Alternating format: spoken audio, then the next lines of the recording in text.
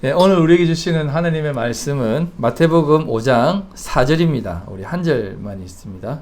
우리 한 목소리로 함께 읽도록 하겠습니다. 마태복음 5장 4절 시작. 애통하는 자는 복이 있나니 천국이 저희 의를 받을 것이며. 예, 다시 한번. 애통하는 자는 복이 있나니 그들이 의를 받을 것이며. 예, 저희가 되어 있네요.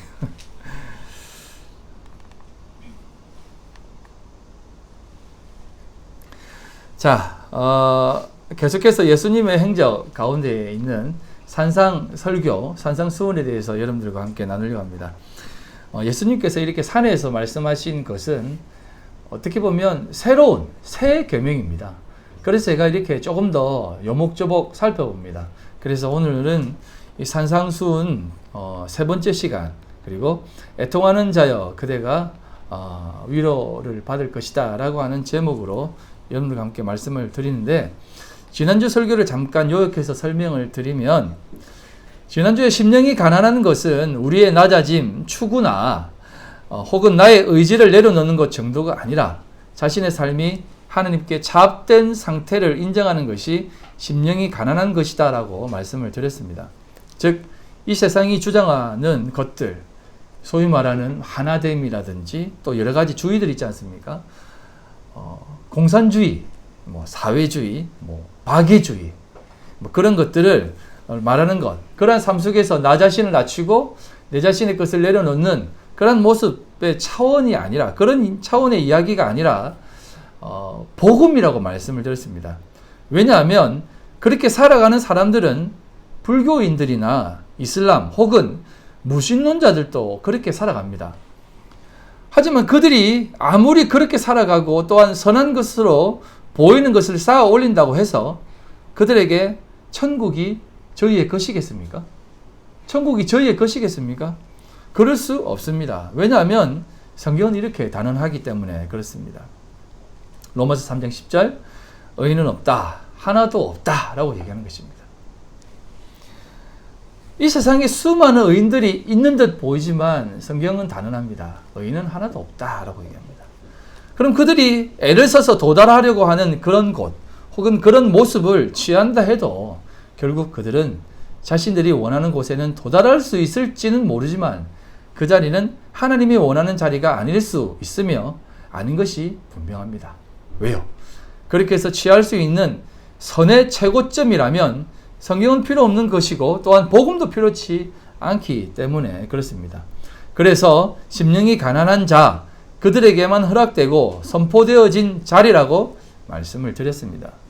그래서 그들은 아무리 좋아 보이고 화려하고 선한 곳인 듯 보이지만 사실은 그곳이 지옥이라는 겁니다. 그래서 그들은 아무리 좋아 보이고 하지만 성도의 삶은 심령이 가난한 자들의 삶이기에 좋아 보이지 않고 괜찮아 보이지 않아도 그곳은 가장 선한 곳입니다. 그래서 그곳이 천국이며 그런 자들에게 천국이 저희들의 것이다라고 말씀을 드린 것이에요. 그리고 제가 잠깐 설명을 드리면 기도에 대해서 우리의 중보 기도가 하나님 앞에서 예수님의 기도가 너무나 크기에 우리의 기도가 밥풀떼기 정도로 비유를 했습니다. 그래서 우리 기도가 밥풀떼기 정도의 크기라고 하니까 어떤 그 청자가 이런 얘기를 하더라고요. 우리의 기도가 그것밖에 안 되니까 굳이 기도할 필요가 뭐 있겠느냐라고 말하는데, 그건 사실 예수님의 기도의 크기가 얼마나 큰지를 모를 때 하는 얘기예요. 여러분, 예수님의 기도가 창조주 하나님이 우리를 위해 기도하는 거고 창조주 하나님이 우리를 위해 위하신다는 것입니다. 그럼 그 크고 넓고 높은 것에 비해서 밥풀떼기 정도면 이건요, 예를 들어서 이런 거예요. 수십억 경, 해, 달, 별, 태양 이런 거 있지 않습니까? 그 정도에 비해서 우리가 밥풀떼기라면 수십억 정도 되지 않겠습니까? 그런 의미에서 예를 들어 밥풀떼기라고 얘기했지. 우리가 생각하는 아무것도 아니네라고 하는 차원에서 생각을 안 했으면 좋겠습니다. 이게 바로 로마서 8장에 나와 있는 말씀입니다. 로마서 8장 31절로 35절. 그런즉 이 일에 대해 우리가 무슨 말 하리요? 만일 하나님이 우리를 위하시면 누가 우리를 대적하리요? 자기 아들을 아끼지 아니하시고 우리 모든 사람을 위하여 내어주시니가 어찌 그 아들과 함께 모든 것을 우리에게 주시지 아니하겠느냐. 누가 능히 하나님께서 택하신 자들을 고발하리요? 어렵다 하신 이는 하나님이시니 누가 정죄하리요? 죽으실 뿐 아니라 다시 살아나신 이는 그리스도 예수시니 그는 하나님 우편에 계신 자요 우리를 위하여 간구하시는 자신이라. 누가 우리를 그리스도의 사랑에서 끊으리요? 환난이나 곤고나 박해나 기근이나 적신이나 위험이나 칼이라 라고 말씀하시는 것이에요. 그 주님이 우리를 위하시는데 누가 우리를 대적하겠느냐라는 말씀입니다. 그래서 그분의 기도가 전부라는 것이에요. 그분의 기도가 너무 크기에 그분은 우리를 위하시는데 우리가 조금 더 한들 조금 덜 한들 무슨 의미가 있겠느냐라는 겁니다. 그 어떤 것도 우리를 하나님의 사랑에서 끊을 수 없는 것, 그게 바로 그 기도의 깊이라는 것입니다. 아시겠습니까? 그런 의미에서 우리의 기도는 너무 연약하고 작고 겸손한 것이어야 한다는 것을 말씀드린 것이에요. 그럼 오늘은 이 천국을 소유한 자들에게 있어서 더욱더 필요한 것이라고 생각해 왔던 애통하는 자, 이 애통에 대해서 한번 배워보도록 하겠습니다. 여러분, 애통하는 자는 위로를 받는다고 했는데 지금 이 상황이 정말 위로의 상황 아닙니까? 위로 받아야만 될 상황 아닙니까? 그럼 여러분 애통하십니까 지금? 애통하세요? 애통이라고 하는 단어는 헬라어로 펜데오입니다. 이 펜데오는 말 그대로 슬픔, 애도 뭐 이런 뜻입니다.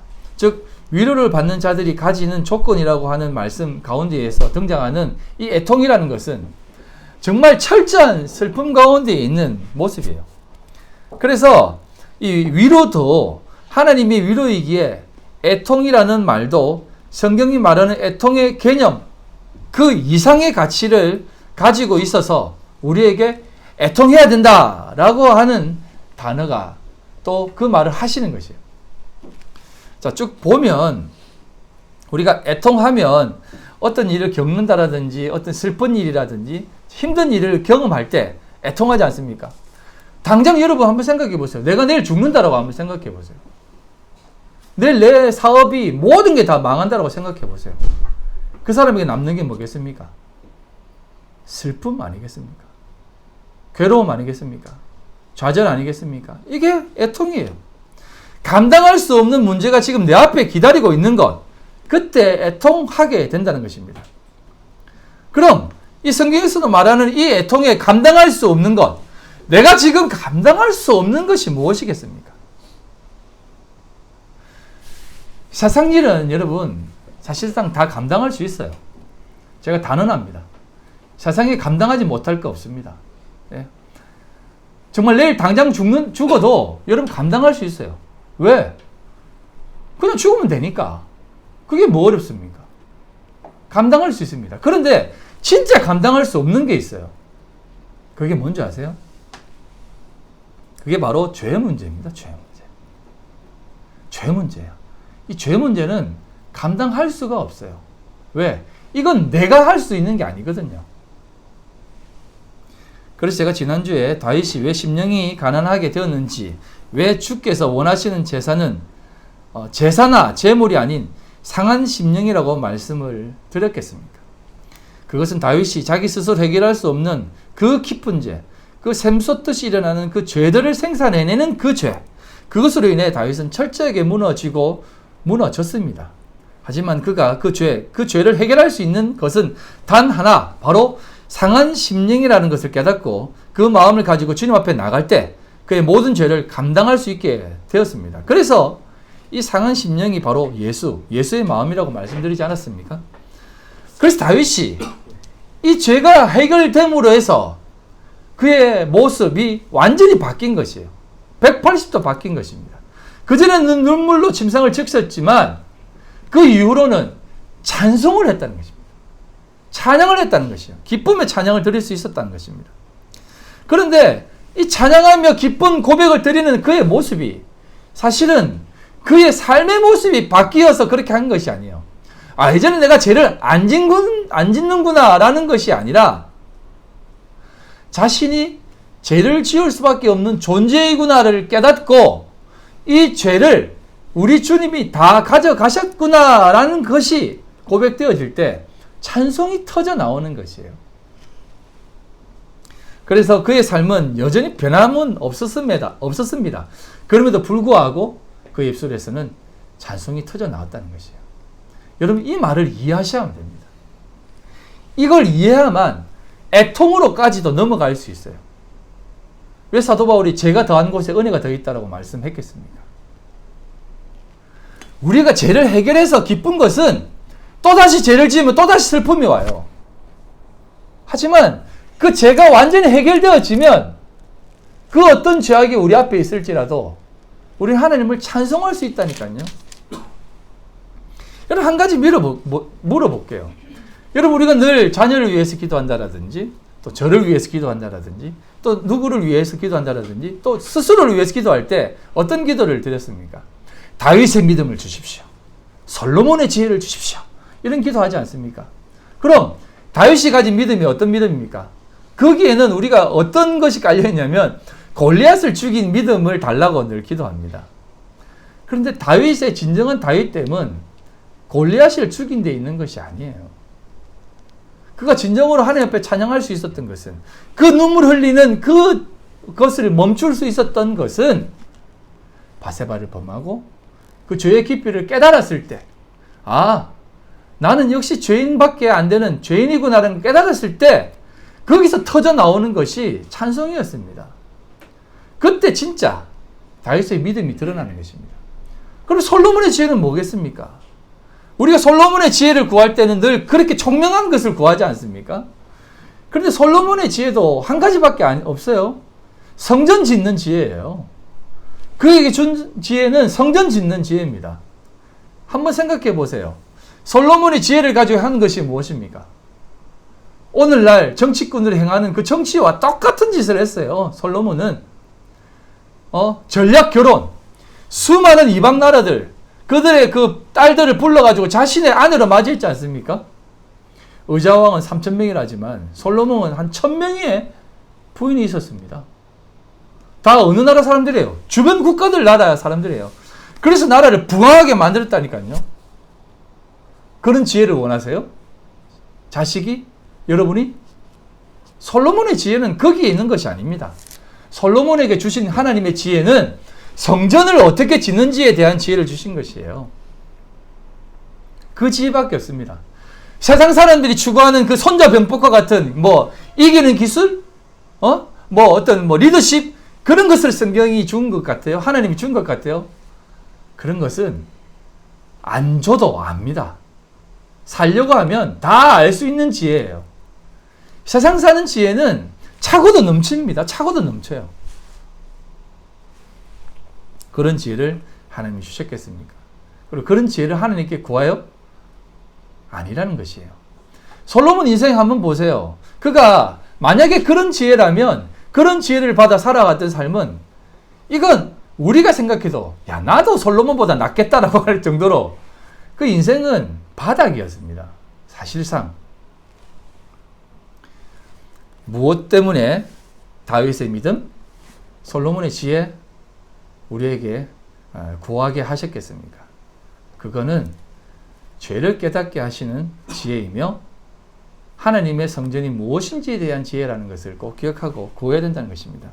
그래서 우리는 이 세상을 바라보면서, 모든 것을 바라보면서 이렇게 고백해야 된다는 것이에요. 하박국 선지자가 했던 고백. 의인은 오직 믿음으로 말미암아. 믿음에 의해서 산다라는 것입니다. 그 믿음이 없이는 살아갈 수 없다는 것을 우리에게 가르쳐 주시는 것이에요. 조금 더 설명을 드리면 오늘 이 세상이 추구하는 것은 무엇이겠습니까? 오늘 이 세상이 추구하는 것이 무엇이겠어요? 부국강병 아니겠습니까? 잘 먹고 잘 살기 위해서 하는 것들 아닙니까? 우리는 모두가 다 그 모든 일들 속에서 내 자식은 손에 기름칠 안 하게 할 거야. 혹은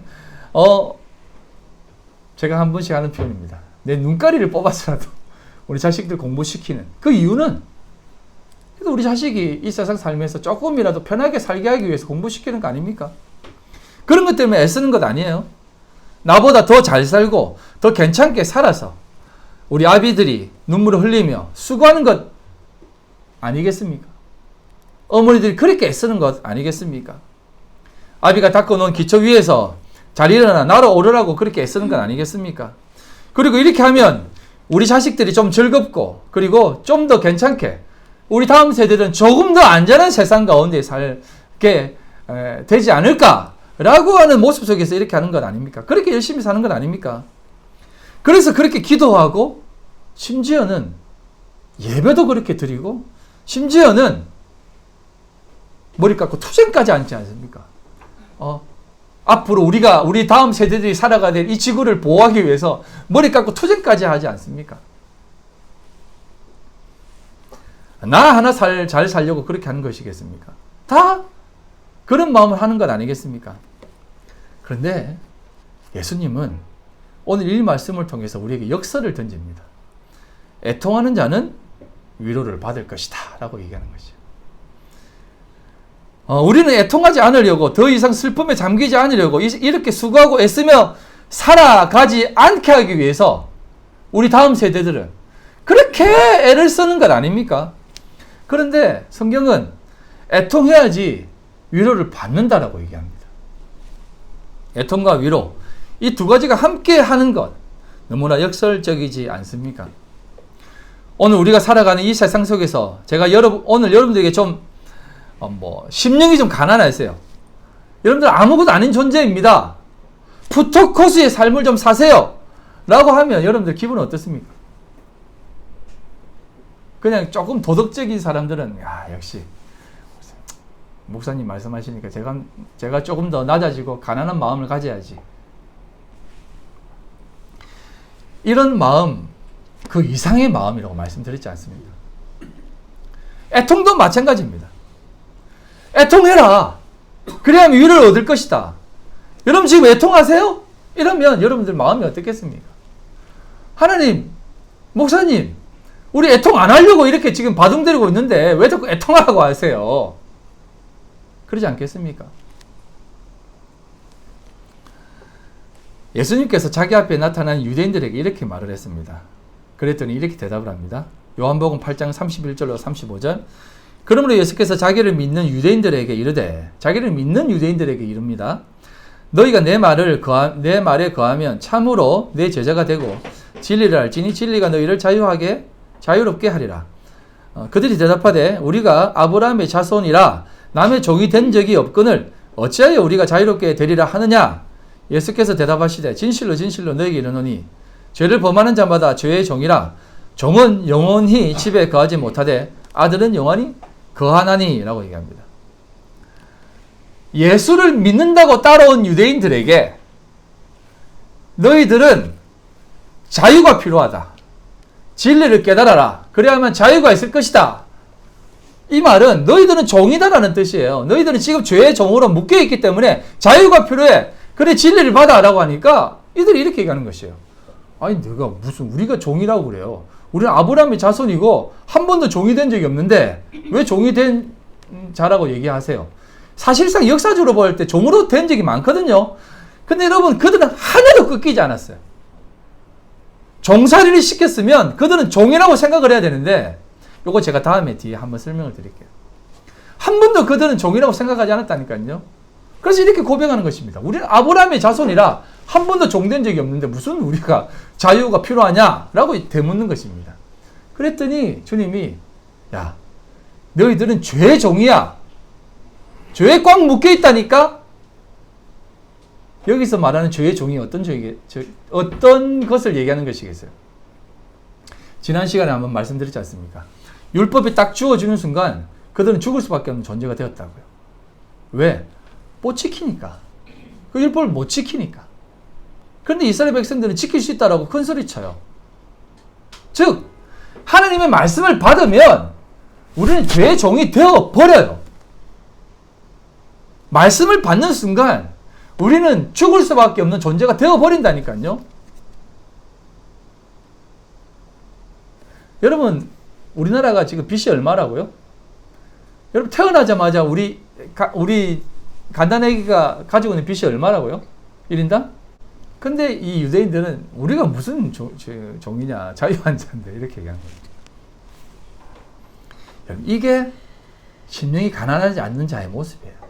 이게 애통하지 않으려고 하는, 위로만 받으려고 하는 자라는 것이에요. 애통 조금 주면 이거 내가 이겨내야지. 말씀을 드릴게요. 요거 내가 이겨내야지. 요 애통 이겨내야만 위로가 있지. 라고 하면서 우리에게 뭔가가 딱 던져주면 우리 인간들은요, 그걸 극복하려고 그래요. 여러분, 인간의 가장 큰 죄악성이 뭐냐면 이 극복입니다. 극복. 긍정의 힘입니다. 하나님은 그걸 통해서 네가 좌절해야 돼. 네가 죽어야만 돼. 네가 진흙이야. 먼지야. 너는 쓰레기야. 라는 것을 깨닫게 하기 위해서 하나님이 이걸 던지는데, 인간들은 그걸 받는 순간, 하나님이 이걸 나에게 줬구나. 그럼 요걸 어떻게 해서 극복하지? 요걸 어떻게 해서 이겨내지? 이렇게 생각한다니까요. 언어를 흩어버리면 흩어진 상태에서 하나님이 좀 흩어진 상태에 살아는 갑다라고 흩어지면 되는데, 그걸 취합해가지고 언어 개발하는 것이고, 물로 멸망시키면서 하나님이 다시는 물로 멸망시키지 않겠다라고 했는데, 지금 인간들이 하는 짓이 뭔지 아세요? 지금 계속 떠드는 게 뭐예요? 해수면 상승, 온난화, 바다가 높아지니까 물이 넘쳐나는 거야. 그러니까 뚝방세라는 것이에요. 물로 심판을 받으면 그걸 통해서 하나님, 우리 하나님 앞에 범죄한 자구나, 이거밖에 안 되는 거다를 깨닫고 살면 되는데, 인간들은 그걸 극복해서 이겨내려고 하는 것이에요. 이게 인간의 가장 큰 죄라니까요. 우리에게 시험이 다가오면 그 시험을 통해서 하나님 이거 못 이깁니다. 용서해 주세요. 이걸로 가야 되는데, 우리 인간들은 이 시험이 오면 내가 이 시험을 조금 극복해서 잘 이겨내서 용지영지한테 잘 보려고 하는 거야. 그게 간증 아닙니까? 그게 간증? 지금도 수많은 새롭게 하소서에 간증자 찾잖아요. 5만 사람 다 나와서 간증합니다. 거기서 나와 하는 얘기가 뭐예요?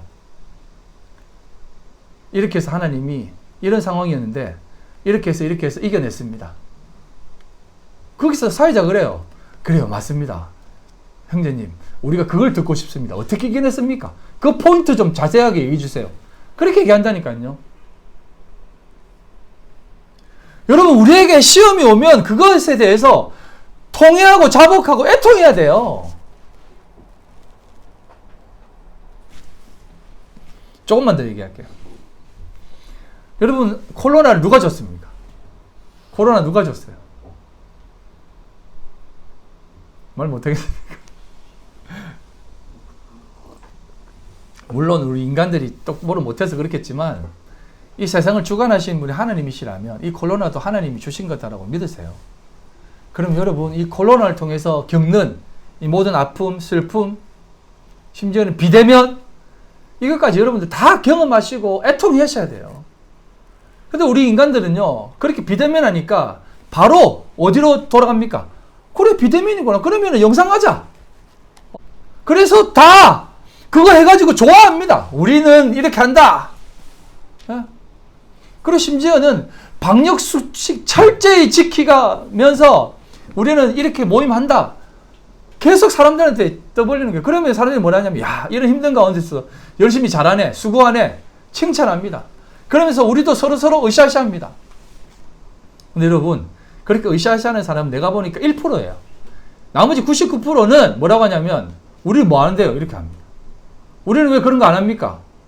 이렇게 하고 있다니까요. 전혀 애통하려고 하지 않고 어떻게든 인간들은 극복하려고 하는 것이에요. 여러분, 이거 잘 들으셔야 돼요. 제가 완전히 비관적으로 살라는 거 아닙니다. 이게 아니라 애통하는 자에게 위로가 있다는 것이 무엇인지를 조금 깊이 있게 깨달아는 것이에요. 근데 인간들은 애통하지 않으려고 그래요. 왜? 자존심이 상하니까. 이 정도 힘든 거 우리 인간은 충분히 극복해낼 수 있어 라고 하는 쪽으로 자꾸 가니까 제가 얘기하는 거예요. 제가 하나님은 절대 물로 심판하신다고 했어요, 안 했어요? 다시는 물로 심판한다고 안 했습니다. 불로 심판한댔지. 뚜껑 살 필요 없어요. 그때그때 그냥 넘쳐나는 그런 것들입니다.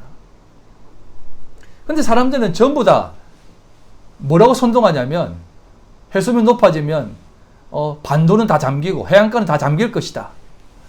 근데 여러분 아세요? 해안가 집은 계속 집값이 오르고 있어요. 그거 다 장난치는 거라는 겁니다. 사단이 하나님이 말한 것을 자꾸 곡해시켜서 우리에게 그렇게 만드는 것이에요. 진짜 성도들의 삶은 뭐냐면 그런 일이 일어나면 애통하는 것입니다. 애통하고 하나님 앞에 나아가는 것입니다. 그럴 때 진짜 위로가 있는 것이에요.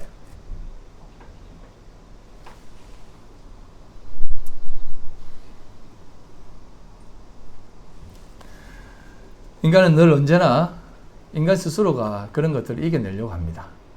하지만 그것으로 인해서 오는 것은 그 위로는 정말 순간적인 일이에요. 그게 바로 없어지는 위로 아닙니까? 썩어질 위로 아니에요? 안개와 같은 위로 아니에요? 안개가 뭡니까? 해만 뜨면 사라지는 것입니다. 그런데 우리 지금 눈앞에 깜깜하게 있는 것이 위로라고 생각하는 것이에요. 그래, 우리 정말 잘했어. 하지만 그 위로는 또 다른 것이 찾아오면 다 무너져 버립니다. 제가 한번 말씀드렸잖아요. 유령 교수님. 그거 그렇게 훌륭하게 어떤 그 사람들에게 존경받고 정말 그 자기 스스로도 만족하는 그 훌륭한 삶을 살았을 때 전화 한 통화로 모든 인생이 다 무너졌다는 것입니다. 전화해서 자기 딸이 아빠, 우리 애가 아파. 그거 말하는 순간 그 집안의 모든 행복은 다 무너졌다는 것이에요.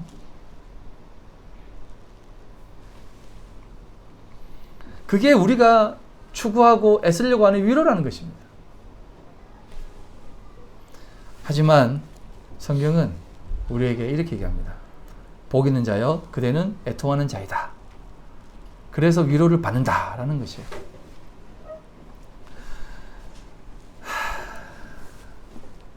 조금 더 이 애통에 대해 설명을 드리면 이 애통의 수준은 어떤 수준이냐면 슬픔하고 일맥상통하거든요. 이 애통이라고 하는 이 펜데오라고 하는 이 단어는 어디에 사용되었냐면 그 나사로가 죽었을 때 애통하는 것이고 예수님이 죽었을 때 마리아가 그것을 통해서 애통하는 모습이에요. 자신의 삶의 모든 희망이 다 끊어졌을 때 오는 것이 애통입니다. 즉 슬픔이에요. 슬픔. 이건 닥치는 것이 아니라 닥쳐올 것이 아니라 아예 다 끊어졌을 때 오는 것이 슬픔입니다. 이미 그 일로 인해서 나는 어떻게 살아야 합니까? 라고 하는 것이 일어났을 때가 슬픔이에요. 그런데 그 슬픔이 극복되어져서 위로가 오는 것이 아니라 애통하는 자라고 하는 현재형으로 씁니다. 헬라어 현재형은 제가 말씀을 드렸잖아요. 현재 완료형은 계속해서 현재라는 것입니다. 그래서 여러분들 삶에 애통이 항상 따라다녀야 된다는 것입니다. 정말 듣기 싫죠? 좀 애통하세요. 뭐가 그리 좋아요? 이렇게 얘기하면 여러분 얼마나 기분 안 좋습니까?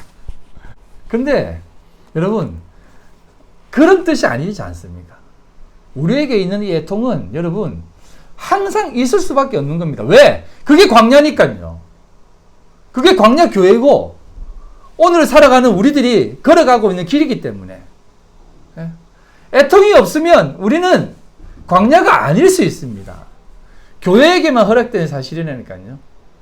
그런데 이 애통이라는 것이 막 죽겠습니다라는 그런 수준이 아니라 심령이 가난한 자와 연결되듯이 내 모든 생각과 마음이 다 쪼개어지는 것이.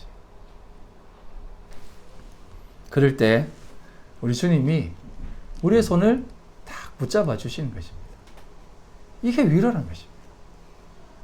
근데 세상 사람들은 아브라함도 그랬죠? 이삭도 그랬죠? 좀 힘들고 어려우니까 방법을 추구하는 겁니다. 사라를 통해서 애가 안 생기니까 하갈을 통해서 이스마엘을 만들어버리는 것입니다. 이스마일이나 잘 좀 해주십시오. 하나님. 그게 우리 인간의 애통의 극복 방법입니다. 저 밑으로 다 내려가지 않는 것입니다. 하지만 여러분, 하나님은 우리의 하나님이시고 여러분들의 아버지 되신 분이십니다. 그분이 우리에게 무엇을 요구합니까? 이 또한 지나가리라? 그러니 조금만 참아라? 이런 수준이 아닙니다. 여러분, 이 또한 지나가면 또 와요? 그럼 또 지나갈 겁니까? 그럼 또 와요. 계속해서 그렇게 못 배우고 지나갈 거예요? 우리 이런 얘기 한번 들어보셨잖아요. 이 자리에서 극복 못하고 다른 자리에 옮기면 그 자리에서 똑같은 일이 발생한다고? 그럼 이 자리에서 극복 못하고 아이 싫어. 또 다른 장소에 가면 또 그 일이 똑같이 반복되어서 또다시 그거 똑같은 일이 발생한다고. 언제까지 지나갈 겁니까? 언제까지 그렇게 사실 거예요? 그게 아니라는 것입니다. 왜 주님이 이렇게 우리 인생을 이렇게 걸어가게 하시고 애통하는 자 복이 있나니 그가 왜 위로를 받는다라고 말씀을 하셨냐면, 그 애통을 통해서, 그 애통의 자리를 통해서 하나님의 참된 위로를 진짜 깊이 있게 깨달을 수 있다는 것을 애둘러서 얘기해 주는 것이에요. 그냥 조금 위로받고 없어지는 그런 위로가 아니라 하나님의 참된 위로, 참된 은혜 속의 위로, 그것을 좀 깨달으라는 것입니다. 그것을 못 깨달으면 우리는 극복하는 순간 또다시 그 일이 발생되어지면 또다시 힘들어져요. 왜? 10손가락, 어느 손가락에도 깨물면 안 아픈 손가락 없다라고 하는지 아세요? 한 놈 키우고 저 극복이다 싶어가지고 이제 둘째는 쉽게 키우겠지 생각하는데 둘째도 힘들어요. 둘째 키우고 셋째는 좀 수월하겠지. 내가 좀 성숙했으니까 둘째의 삶은 좀 이겨낼 수 있을 것, 셋째의 삶이죠. 셋째 삶은 좀 이겨낼 수 있을 거라고 생각했는데 셋째도 똑같아요. 첫째와 똑같이 힘들어요. 그럼 넷째는 안 그렇겠습니까? 다째는 안 그렇겠습니까? 여러분, 여기 한 명의 교인이 앉아있다고 해서 좀 편하고 10명 앉아있으면 더 힘들겠습니까? 똑같아요. 그 자리는 언제나 똑같습니다. 우리의 삶은 늘 그런 것이에요. 하지만 그걸 통해서 하나님을 배우게 되면 한 명이든 만 명이든 똑같다는 것입니다. 한 명도 애통할 수가 있고 만 명도 애통할 수 있는 것입니다. 만 명이라고 어깨 힘주고 있고 한 명이라고 어깨 주눅 들고 있는 그런 것이 아니라 우리의 모든 삶 속에서 참된 하나님의 위로를 깨달을 수 있는 것이에요. 그래서 사도 바울이 이 부분에 대해서 철저하게 깨닫고 그 내용에 대한 말씀을 쭉 우리에게 기록하면서 던지고 있는 것입니다. 자, 한번 보시면 사도 바울은 이 부분에서 철저하게 깨닫는 사람입니다. 그래서 사도 바울이 이 자인식, 자기에 대한 그 마음이 사도로 부름받았기 때문에 정말 자기 스스로를 대단한 사람이라고 얘기했습니다. 갈라디아서 1장 1절입니다. 이것은 사도 바울이 AD 48년, 즉 사도로 부름받아 자신의 사도직을 처음 시작하는 그 수준 가운데 있는 모습입니다. 사람들에게서 난 것도 아니요, 사람으로 말미암은 것도 아니요, 오직 예수 그리스도와 그를 죽은 자 가운데서 살리신 하나님 아버지로 말미암아 사도된 바울은 이렇게 얘기합니다. 즉 뭐라고 얘기하냐면, 사람에 의해서 세워진 사도도 아니다. 나는 예수 그리스도와 하나님에 의해 세워진 사도다 라고 얘기하는 것이에요. 그렇게 얘기하는 것입니다. 이게 AD 48년의 일입니다. 이것이. 그리고 그로부터 7년 후에 AD 55년에 고린도전서를 쓰는데요. 그때 자신을 바라본 모습이 어떻게 바뀌었냐면 15장 9절입니다. 고린도전서 15장 9절. 나는 사도 중에 가장 작은 자라. 나는 하나님의 교회를 박해하였으므로 사도라 징함받기를 감당하지 못할 자니라 라고 얘기합니다. 7년 후에 바울은 자신은 사도직을 감당 못할 자라고 자신 스스로가 깨닫습니다. 점점점 상한 심령으로 애통한 자리로 내려가는 것입니다. 그리고 8년 후에 AD 63년에 에베소서를 쓰는데 그때 어떻게 바뀌었는지 보면 에베소서 3장 8절입니다. 모든 성도 중에 지극히 작은 자보다 더 작은 나에게 이 은혜를 주신 것은 청량할 수 없는 그리스도의 풍성함을 이방인에게 전하게 하시고 라고 얘기합니다. 여기 말하면 성도라고 얘기합니다. 자기를 이제 사도라고도 부르지 않아요. 성도라고 얘기합니다. 그냥 교인이에요. 나는 그냥 평신도와 같은 존재다 라고 얘기하는 것이에요. 그러면서 자신이 자신을 지극히 작은 자 중에 더 작은 자다라고 얘기하는 겁니다. 이 말은 나는 교인된 자격도 사실은 없는 것 같다 라고까지 얘기하면서 스스로가 하나님 앞에서 비추어지고 바뀌는 것입니다. 그리고 바울이 로마에서 죽기 전에 쓴 디모데전서에 보면 이렇게 표현합니다. 디모데전서 1장 15절입니다. 미쁘다 모든 사람이 받을 만한 이 말이여 그리스도 예수께서 죄인을 구원하시려고 세상에 임하셨다 하였도다. 뭐라고 얘기합니까? 죄인 중에 내가 괴수다라고 얘기합니다. 죄인 중에 내가 괴수다라고 하는 이 말은 뭐냐면 죄인의 대장이라는 말, 대장. 이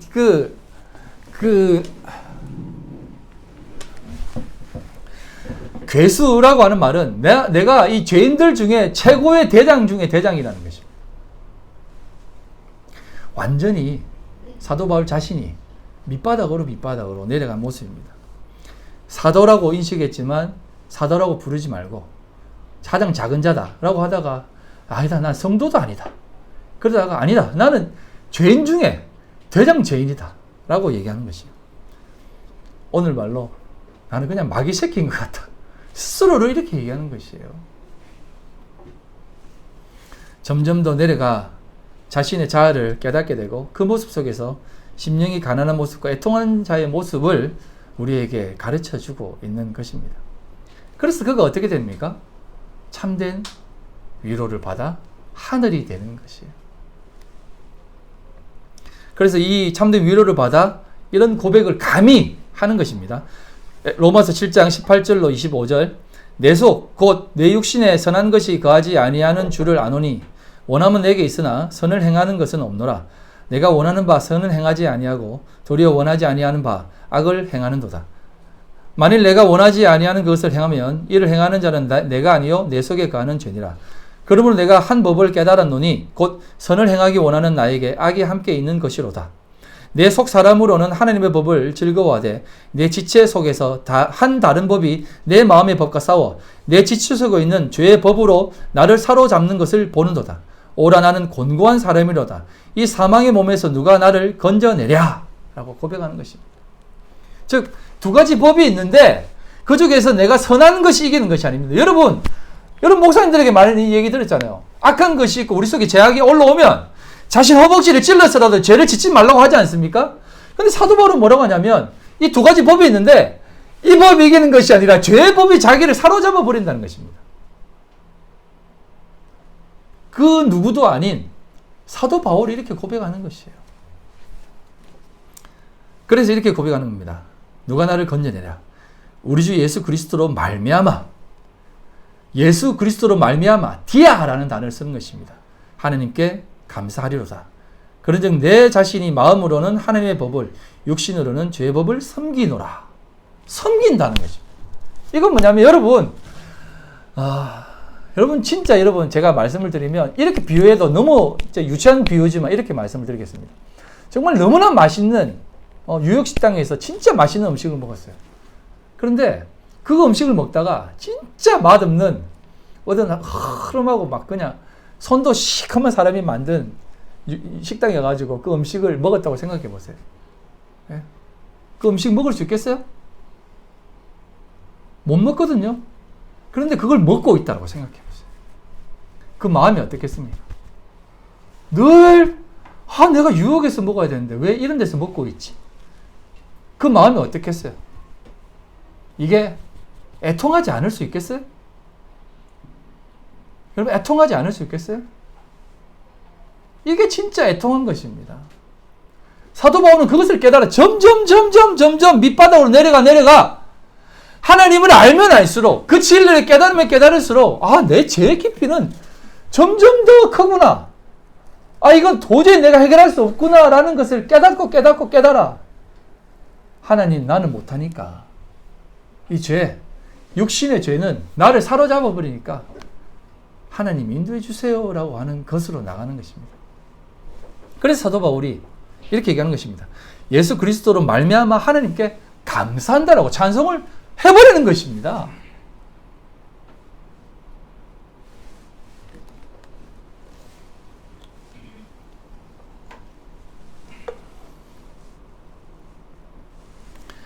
사랑하는 성도 여러분, 이런 고백의 삶이 되어지기를 소망합니다.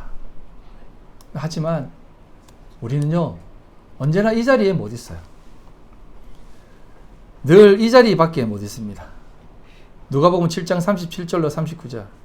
그 동네에 죄를 지은 한 여자가 있어 예수께서 바리새인의 집에 앉아 계심을 알고 향유 담은 옥합을 가지고 와서 예수의 뒤로 그 발 곁에 서서 울며 눈물로 그 발을 적시고 자기 머리털로 닦고 그 발에 입 맞추고 향유를 부으니 예수를 청한 바리새인이 그것을 보고 마음에 이르되 이 사람이 만일 선지자라면 자기를 만지는 이 여자가 누구며 어떠한 자 곧 죄인인 줄을 알았으리라 하거늘이라고 얘기합니다. 우리는 늘 이 수준밖에는 안 돼요. 제가 한번 말씀드렸잖아요. 홍석천이 커밍아웃 하고 나서 너무 힘들고 수많은 사람들이 자기를 욕해서 괴로워서 자기가 믿는, 자기 부모님 믿는 하느님 앞에 한번 나가보려고 하니까 그 보는 눈초리가 너무 따가워서 이렇게 고백했다지 않습니까? 내가 믿는 신도 나를 버렸구나. 여러분, 우리가 정말 이런 마음이 늘 많아요. 마리아입니다. 창녀입니다. 그럼에도 불구하고 그는 예수님께 와서 울었다는 것입니다. 자신의 그 죄악, 그 못남을 고백하고 울었다는 것입니다. 애통했다는 것이에요. 슬펐다는 것입니다. 그리고 나서 그의 발에 향유를 붓고 머리로 예수님의 발을 닦여 주었다는 것이에요. 그때 예수님께서 뭐라고 하시냐면 47절로 48절입니다. 여러분, 내가 내게 말하노니 그의 많은 죄가 사여졌도다. 이는 그의 사랑함이 많음이라. 사함을 받은 일이 적은 자는 적게 사랑하느니라. 이 여자에게 이르되 내 죄 사함을 받았느니라 하시니 라고 말합니다. 그의 구원의 조건이라고 말하면 그렇겠지만 그 조건이 무엇입니까? 주님 앞에 와서 눈물을 흘리며 그의 발을 닦은 것, 그것 아니겠습니까? 그것으로 그는 죄 사함을 받았다라고 얘기하는 것입니다. 자신의 모든 죄악이 얼마나 크면, 여러분, 그 당시 몸을 파는 여자들은 그렇게밖에 살 수 없었던 상황이라는 것을 아셔야만 됩니다. 그거 안 하면 살 수 없었던 상황이에요. 그거 안 하면 굶어 죽을 수밖에 없어요. 그런데 그는 그렇게밖에 할 수 없는 상태지만 그것을 인해서 눈물을 흘리며 회개했다니까요.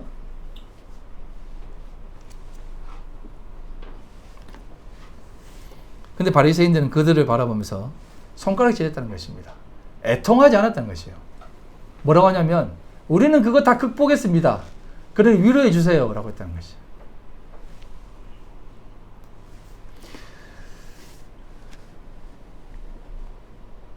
누가복음 18장 13절로 14절입니다. 세례는 멀리 서서 감히 눈을 들어 하늘을 쳐다보지도 못하고 다만 가슴을 치며 이르되 하나님이여 불쌍히 여기소서 나는 죄인으로소이다 하였느니라.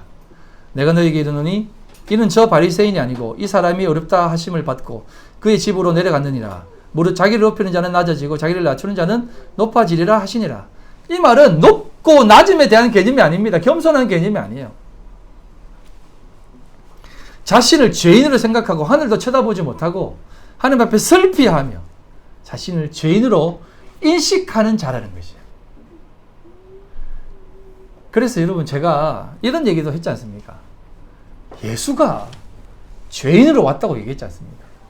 하나 흠모할 만한 것 없는, 누구 하나 좋아할 만한 것이 없는 모습을 취해서 왔다는 것이에요. 그래서 그 모습을 심지어는 제가 이렇게까지 표현했잖아요. 뱀으로 왔다고 얘기했잖아요. 다 물어 뜯기는 뱀. 모든 사람들이 증오하고 싫어하는 그 모습까지 취해서 왔다니까요. 그게 무슨 모습이에요? 죄인. 애통하는 자. 그 모습을 취해서 왔다니까요.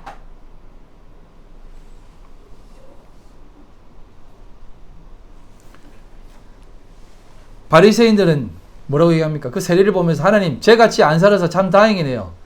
저 감사해요. 감사기도 드렸다는 것입니다. 예? 우리는 좀 잘할 수 있어서, 이거 지킬 수 있어서 너무 감사합니다 하고 있는 것이에요. 제가 뭐 그렇게 열심히 하고 수고하는 사람들을 뭐 폄하하는 거 아닙니다. 그 마음, 그 교만한 마음, 그 사라질 마음, 안개와 같은 마음, 추구하지 말고 진짜 애통이 뭔지를 좀 깨달아 알아라는 것을 여러분들에게 말하고 싶은 것이에요. 오늘 한번 그렇게 결심을 해서 기똥차게 한번 살아보자 라고 하는 그 비장한 마음이 아니라 오늘도 내가 너무 못났네요 라고 하는 그 처절하고 낮은 마음, 그 마음이 있어야 된다는 것이에요.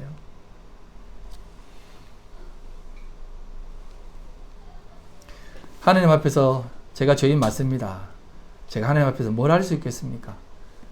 이 세리와 같은, 창기와 같은 이 죄인인 내가 그 어떤 것을 하나님 앞에 내어놓아도 하나님 받으시겠습니까? 라는 것이. 바리새인들은 그 창기가 왔을 때 건치오는 것까지, 손대는 것까지도 못하겠다니까요. 근데 주님은 저가 의인이다 라고 했습니다.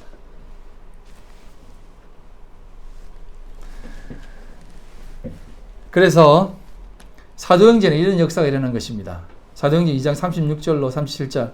그런즉 이스라엘 온 집은 확실히 알지니 너희가 십자가에 못 박은 이 예수를 하나님이 주와 그리스도가 되게 하시었느니라 하니라. 그들이 이 말을 듣고 마음에 찔려 베드로와 다른 사도들에게 물어 이르되 형제들아 우리가 어찌할꼬 하거늘, 이렇게 얘기합니다. 여러분, 형제들아 우리가 어찌할꼬 하거늘 이라고 하는 이 말은 이런 말이에요. 너희들은 예수 죽인 자다 라고 하니까 그 말을 듣고 깨달은 것이에요. 성령이 깨닫게 한 것입니다. 살려주려고. 근데 어떻게 깨닫게 하십니까? 맞네, 내가 예수 죽인 자네, 살인자로 드러나 버리는 것입니다. 그전에는 자기가 예수를 죽인 살인자라고 생각하지 않았어요. 당연히 죽일 놈 죽였다라고 생각했습니다. 떳떳했습니다. 그런데 성령이 그들에게 들어가 말하니까 내가 살인자네요, 맞네요, 내가 예수 죽인 자네요 라고 하는 겁니다. 제가 말씀드렸잖아요. 제가 아이들한테 몸보신 좀 해야 되겠다, 진짜 보신탕 한 그릇 먹어야 되겠다 하면 아빠 제발 요즘 누가 그런 말을 해요, 그런 말 좀 하지 마세요 하면서 나를 굉장히 혐오스럽게 쳐다봅니다. 강아지 하나 죽이는 것도 괴로워하고 살인자처럼 취급해요. 근데 사람을 죽인 자를 라고 자기가 고백하는 것은 이건 나는 인간 쓰레기다라는 것을 깨닫는 것입니다. 애통의 자리로 내려가는 것이에요. 성령이 왔을 때. 그런데 그 자리를 왜 내려보내십니까? 왜 성령께서 그들을 깨닫게 하시는 겁니까? 왜? 살려주려고, 살리시려고 그 자리로 이끌어 가신다는 것입니다. 그래서 제가 여러분들에게 광야로 들어가라는 것이에요. 애통의 자리로 들어가야 되지 애통을 극복하려고 하지 말라는 것입니다. 우리 주님이 왜 털 깎는 자 앞에서 잠잠히 그 털을 깎이고 십자가를 지셨다고요. 근데 우리는 십자가 안 지고 우리가 한번 극복해 보겠다라고 자꾸 하는 것이에요. 애통 없는 자, 가난하지 않는 자, 그들은 성도도 아니고 교회도 아닐 수 있다는 것이에요. 예수님은 이렇게 얘기하십니다. 누가복음 19장 41절로 44절. 가까이 오사 성을 보시고 우시며, 예수님이 우셨다고 얘기합니다. 이것은 뭐냐면 예루살렘을 보고 오셨다는 것이에요. 왜 예루살렘을 보고 울었다고요? 그 성이 다 무너질 걸 아니까. 그런데 이 예루살렘이 무너질 것을 알고 오셨다는 것은 예수님이 성전 무너진 것을 바라보면서 울었겠어요? 그게 아닙니다.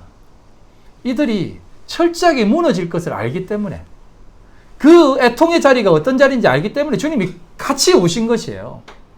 예? 예수님이 뭐 성전 무너지고 나라가 망하는 것으로 울었겠어요? 그것 때문에 온 거 아닙니다. 성도들이 당하는 그 고통, 무너지고 죽을 수밖에 없는 그 고통의 자리를 아셨기 때문에 예수님이 통감하시며 민망해지시며 같이 울어주신 것이에요. 가라사대 너도 오늘날 평화에 관한 일을 알았더라면 좋을 뻔하였거니와 지금 내 눈에 숨기고도다.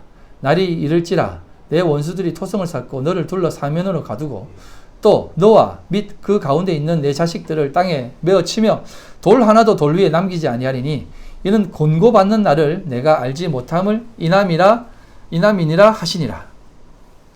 예루살렘이 멸망합니다. 그것을 보면서 예수님이 오셨다는 것은 앞에서도 설명드렸듯이 우리 성도들의 멸망을 얘기하는 것입니다. 다 죽는다는 것이에요. 그런데 요한계시록에 어떤 일이 일어난다고요? 새 예루살렘, 어린 양의 신부, 교회가 내려온다고 합니다. 예루살렘이 다 멸망해서 주님이 우신 것은, 애통하는 것은 새 예루살렘을 보시면서 그 자리를 생각하시면서 그 종말이, 계시가 종말을 앞선다는 게 그것입니다. 이 얘기는 앞으로 예루살렘이 망할 것이다라고 하는 종말론적인 얘기가 아니라 하나님이 계시를 얘기하는 것입니다. 너희들이 멸망되는 것은 너희들이 살리기 위한 멸망이라는 것입니다. 그래서 우리에게 이것을 얘기하면서 너희들이 살아날 것이니까 걱정하지 말라는 것이죠. 멸망당하는 것, 내가 울지만 이 슬픔을 기쁨으로 얘기하겠다라는 것입니다. 그래서 예수님이 이렇게 얘기하는 겁니다. 시편에 이렇게 얘기하는 것이요. 눈물을 흘리며 씨를 뿌리는 자는 기쁨으로 단을 거둔다는 것입니다. 이게 진정한 참된 은혜의 추수고, 이 자리가 우리에게 참된 기쁨의 자리라는 것을 눈물 흘리는 자에게 깨닫게 하신다는 거죠.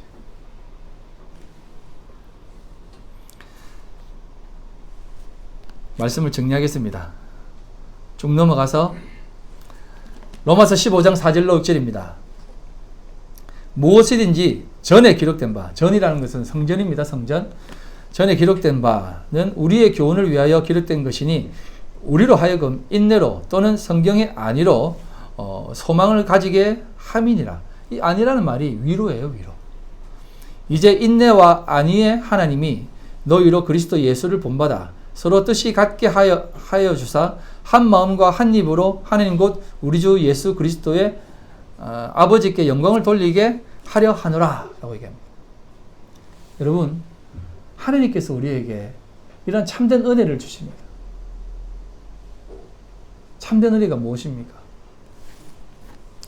성경에 기록되어져 있는 모든 말씀의 완성의 자리로 이끄신다는 것이에요. 그럼 여러분, 그 완성의 자리에서 우리에게 말씀하시는 그 애통의 자리도 위로와 함께 거하는 것입니다. 그래서 여러분, 우리 인생이 늘 이렇게 힘든 거예요. 여러분, 힘들지 않으면 성도 아닙니다. 배부르고 등 따시면 육체적이 아닌 영적인 성도 아닐 수 있습니다. 하나님은 늘 우리에게 가난하게 하시고 애통케 하십니다. 그리고 그 자리를 통해서 참된 위로를 깨닫게 하십니다. 그 자리를 꼭 기억하시고 우리에게 허락되어진 이 성도의 자리 늘 생각하시면서, 지금 여러분 애통하십니까?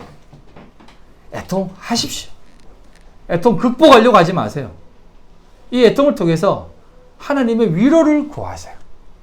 그때 하나님은 참된 하늘의 위로를 여러분들에게, 참된 웃음, 이삭을 여러분들에게 주실 줄 믿습니다.